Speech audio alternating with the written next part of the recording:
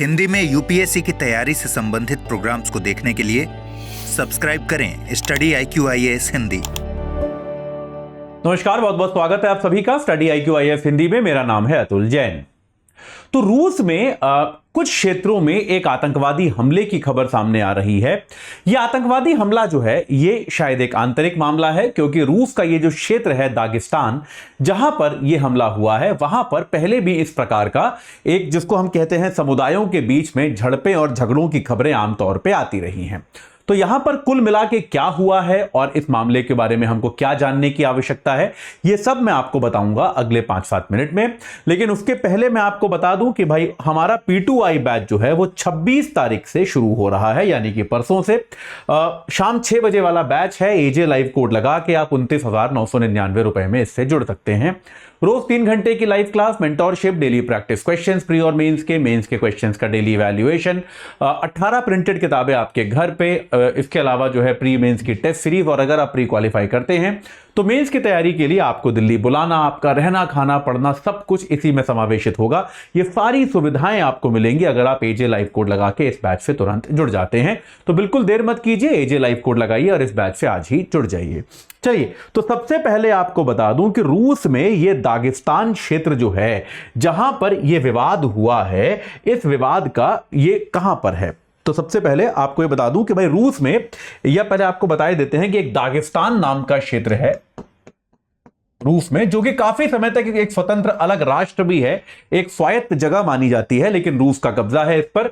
तो यहां पर क्या हुआ है, कुछ बंदूकधारियों ने जो है कुछ चर्चों पर हमला किया है। बंदूकधारियों ने हमला किया है और यह हमला जो है उसको देखकर स्पष्ट है कि यह एक धार्मिक मामला है, क्योंकि यह हमला जो किया गया है यह या तो चर्च पर किया गया है या फिर जो ज्यूज का पूजा गृह होता है, जिसको सिनगॉग कहा जाता है, जहां पर आप यह मान लीजिए यहूदी लोग जहां पर पूजा करते हैं, यहूदी पूजा गृह जो होते हैं वहां पर आक्रमण किए गए हैं। बंदूकधारियों ने वहां पर जो है जाकर गोलीबारी करनी शुरू कर दी, जिससे लोगों की मौत हो गई है।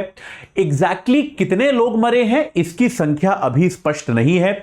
यह कहा गया कि वहां पर उसके आसपास जब सुरक्षा बलों ने उनको रोकने की कोशिश करी तो उन्होंने सुरक्षा बलों पर भी हमला किया है, और यह कहा जा रहा है कि कम से कम 15 पुलिसकर्मी मारे गए हैं।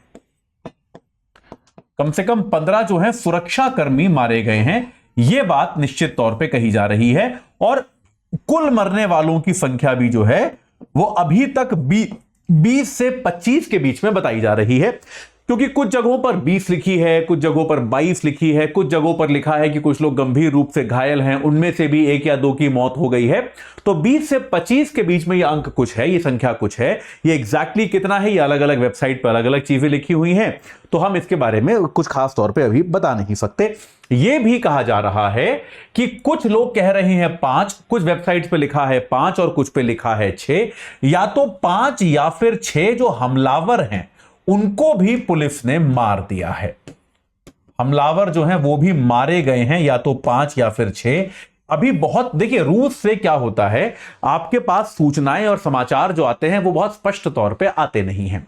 और इसके अलावा भी क्योंकि रूस की सरकारी मीडिया इसके बारे में बहुत ज्यादा जानकारी प्रदान कर नहीं रही है, तो जो खबरें भी आ रही हैं वो बहुत अपुष्ट तौर पे आ रही हैं। अभी ये भी समझ में नहीं आ रहा है कि कुल कितने वहां पर हमलावर इस पूरे मामले में इन्वॉल्व थे। ठीक है, तो भाई अब एक बार इस दागिस्तान क्षेत्र को देख लेते हैं, ये कहां पर है, और इसको समझने की कोशिश करते हैं कि इस हमले की पृष्ठभूमि क्या है। ठीक है, तो यहां पर आप एक रूस के मानचित्र में आप इसको देख सकते हैं। ये आपको यहां पर समझ में आ जाएगा। अजरबैजान ये रहा, इसके ऊपर ये जो अजरबैजान के एकदम उत्तर में, लेकिन ऐसा बड़ा, हाँ ये यहां से आपको इसमें आपको दिख जाएगा। आप यहां पर देख सकते हैं ये जो क्षेत्र है ये है दागिस्तान। आप यहां पर देख सकते हैं ये दागिस्तान क्षेत्र है। ये रूस का जो कॉकेशियन क्षेत्र माना जाता है उसका जो है उत्तरी हिस्सा माना जाता है। ठीक है, और इसमें आप देखेंगे इसके एकदम उत्तर में चेचन्या है। चेचन्या का नाम तो आप में से काफी लोगों ने सुना होगा। ये भी अपने आप में एक स्वतंत्र जो है स्थान होता था, इसकी स्वतंत्रता के लिए बड़ा संघर्ष भी हुआ है, और लेकिन अभी ये रूस के अधीन है, ये हम जानते हैं। इसके इधर आप देखेंगे तो यहां पर आप देखेंगे पश्चिमी तरफ तो यहां पे जॉर्जिया आपको मिलेगा, दक्षिण में अजरबैजान आपको देखने को मिलेगा, और अगर आप पूर्व में देखेंगे तो ये कैस्पियन सागर है। ठीक है, ये आपका जो समुद्र दिख रहा है आपको नीले रंग का, ये बेसिकली कैस्पियन सी है, कैस्पियन सागर है। तो भाई आपका दागिस्तान नाम का ये जो क्षेत्र है, इसका इतिहास जो है वो बड़ा एक विध्वंसक इतिहास रहा है। रूस के साथ पूरी तरह से मिलने पर इसने कभी भी बहुत ज्यादा सहमति जताई नहीं है। ये एक ऐसा क्षेत्र है, यहां पर बहुत तरह की ट्राइब्स रहती हैं, बहुत अलग अलग समूहों के लोग रहते हैं, लेकिन उनमें से लगभग 83% लोग जो हैं वो मुस्लिम धर्म को मानते हैं, वो इस्लाम को मानते हैं। और इसके कारण क्या हुआ है, कई बार दागिस्तान और चेचन्या में भी काफी मुस्लिम लोग रहते हैं, इन दोनों ने मिलकर कई बार स्वतंत्र होने का प्रयास भी किया है, रूस से अलग होने की कोशिश भी इन दोनों क्षेत्रों ने की है। तो अभी भी यहां पर आप देखेंगे कि जो हमला किया गया है वो इसके डरबेंट और मखाचकाला क्षेत्र में किया गया है। डरबेंट नाम का शहर है आपके इस दागिस्तान में, आप देखेंगे यहां पर आप देख सकते हैं डरबेंट आपको दिख भी रहा होगा दक्षिण में, और मखाचकाला जो है वो तो राजधानी है इस राज्य की। तो इन दो शहरों पर यहां पर हमला किया गया है, और ये दो ऐसी जगहें हैं कि पूरा देश जो है, पूरा क्षेत्र जो है ये मुस्लिम प्रधान है, मुस्लिम बहुल है, लेकिन इन दो जगहों पर जूस भी काफी बड़ी संख्या में रहते हैं। ठीक है, जूस यानी कि याद रखिएगा, जब मैं जूस कहता हूं तो आपके दिमाग में अब तुरंत इजराइल आ जाना चाहिए कि जूस भी काफी बड़ी संख्या में इस क्षेत्र में निवास करते हैं, और इसके पहले भी यहां पर इस प्रकार के हमले हुए हैं। अक्टूबर में जैसे देखा गया था कि मखाचकाला में जो एयरपोर्ट था वहां पर कुछ हमलावर घुस गए थे और वो इजराइल से आने वाले यात्रियों को ढूंढ रहे थे, यानी कि स्पेसिफिकली एकदम टारगेट करके लक्ष्य बनाकर वो जूस को ढूंढ रहे थे। तो अब यहां पर जूस को मारने की जो उनकी प्रवृत्ति है, या फिर जूस पर हमला करने की जो प्रवृत्ति है, यह प्रवृत्ति अभी वर्तमान में जो इजराइल का जो अभी चल रहा है पूरा हमास के साथ युद्ध, गाजा क्षेत्र को जिस तरह से इजराइल ने बर्बाद किया है, क्या ये उसका बदला लेने की कोई कवायद थी, उसका बदला लेने की कोई कोशिश थी, या ये अपने आप में एक स्वतंत्र कोशिश है, ये मैं आपके ऊपर छोड़ता हूं। क्योंकि याद रखिएगा, इजराइल का निश्चित तौर पे प्रभाव पड़ा होगा, ये बात तो सही है, लेकिन उसके अलग भी आप देखेंगे तो इस क्षेत्र का, ये जो पूरा आपका दागिस्तान क्षेत्र है, इसका जो इतिहास रहा है वो एक काफी हिंसक इतिहास रहा है।